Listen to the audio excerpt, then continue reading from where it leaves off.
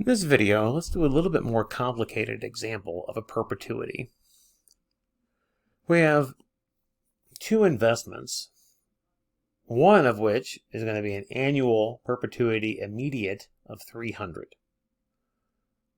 The second option is going to be an annual perpetuity immediate paying 200 over the first 20 years, and then 400 from year 21 and then onward. We're told that both of these investments have the same present value, and we're asked to calculate the interest rate. All right. Well, the first one, figuring out the present value, is straightforward. The payment stays the same over the course of forever, so we need to take each of those $300 payments and move it to time 0. It's a perpetuity immediate, so our present value formula is given to us by 300 a angle infinity. Great. So that's the left-hand side of our equation. The second one is a little bit more complicated. It tells us that the perpetuity immediate pays 200 over the first 20 years and then 400 from year 21 onward.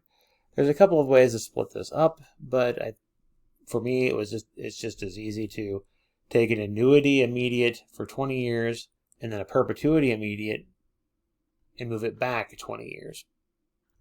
So payments of 200 for the first 20 years, that's an annuity immediate, so we move that back. That gives us time 0, so that's 200 a angle 20. The perpetuity is a little bit more complicated, but not too bad.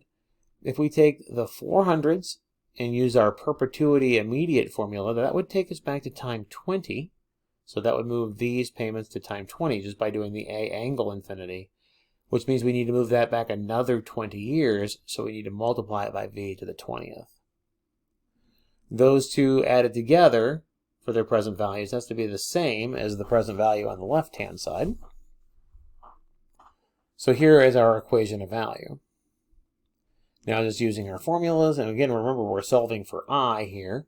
We have 300 over I on the left-hand side will be 200 times 1 minus v to the 20th over I, plus 400 over I times v to the 20th, using just our annuity immediate and perpetuity immediate formulas. All right, well, if we do a little bit of simplifying here, we multiply by I on both sides. The i's go away in the denominator. So if we rearrange this equation, we can solve for v to the 20th. v to the 20th is a half. So we can figure out what v is, and then after we figure out what v is, we can figure out what I is. Because remember, v is 1 over 1 plus I, so then we do a little bit more algebra there, and we get our annual effective interest rate is 3.527%.